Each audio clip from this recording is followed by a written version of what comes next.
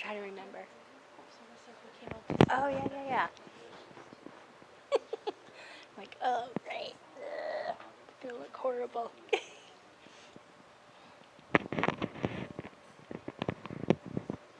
Yeah, I donated a bunch. I donated, this friend of mine gave me a suitcase full of t-shirts, and I brought it to the office. Oh, good. This is one of the shirts I got out of it. That's cute. I need more of those. I know. Are you ready? Okay. So state your name. Sherry King. Okay, and tell us your story. Where were you staying at? I moved here over 3 years ago to live at Cinderland Eco Village because I needed a nice community for healing. I came from Boston, and the city is in the East Coast, and I don't like snow anymore, so why not Hawaii?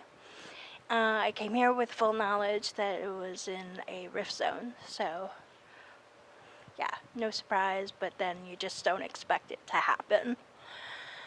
I was there when I was in Cinderland when the earthquake happened, and it was my first experience with a significant earthquake like that.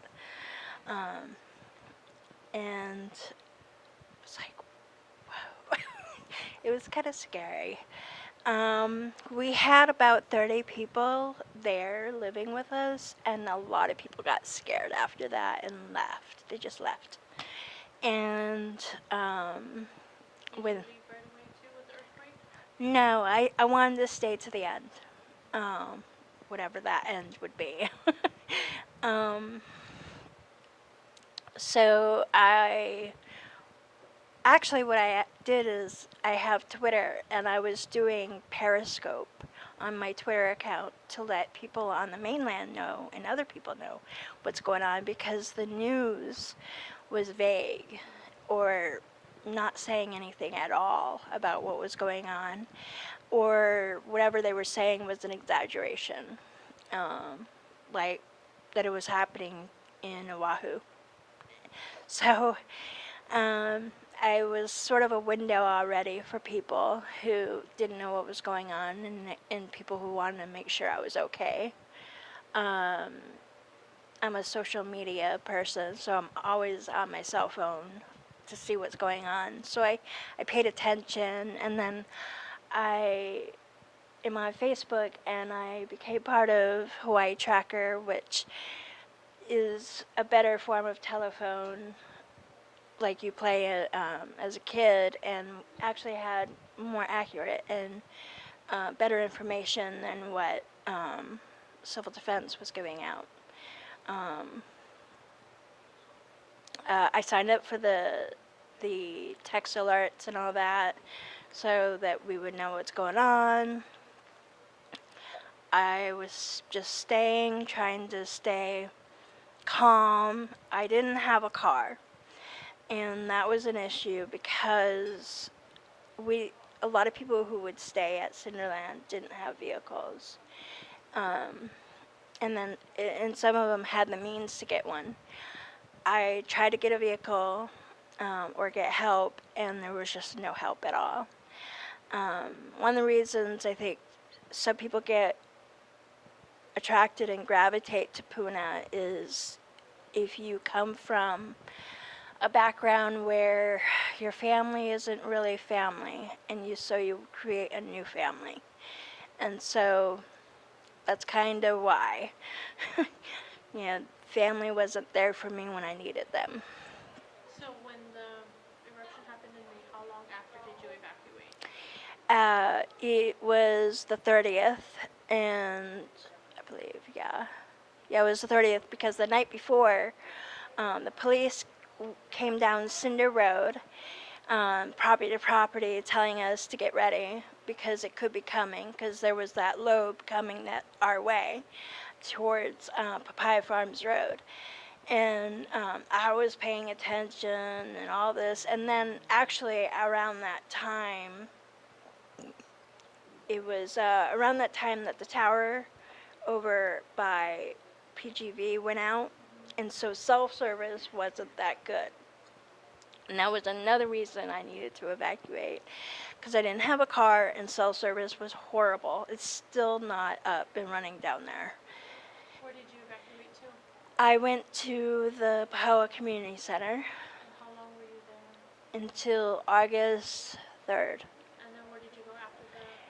I went to Mountain View. I'm renting a room on a property. This lady, wonderful lady, Catherine, she does Airbnb, and she ended up doing some permanent rentals too. And it's not the same, because when I lived at Cinderland, I had my own private little house, basically. I had my own kitchen, my own bed, my own shower. Now I have to share a very small, awkward kitchen and bathroom, and shower, and I have a small room. And it's not the same feeling of comfort and home that I had when I was at Cinderland. I want to be able to get my own place, or be in another community like that where I have my own. Because when you rent a room, you can't have family visits, you can't, it's like being a little kid again, or being in a college dorm, or when it's just, things aren't as much in your control. So during your experience, where have you felt like you haven't been helped, and where have you felt like you've gotten help?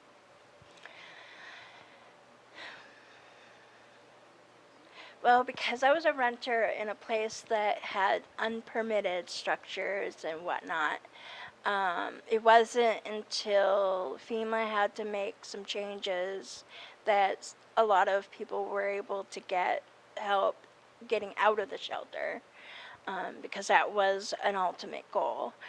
I do feel that there was a lack of training on compassion and patience, because there's a homeless problem, and I've been homeless before. There is a preconceived idea about homelessness and people who are, and so after a while, that total disregard was getting shown to anyone who was at the shelter. I guess in the beginning there were people taking advantage, and actually there was a gentleman there that was not an evacuee. He just wanted free stuff. And people have to realize too is that the homeless aren't the only ones that were taking advantage, and he was an example of it. And it took a lot to get him out of there. But there were some good people, but I do feel like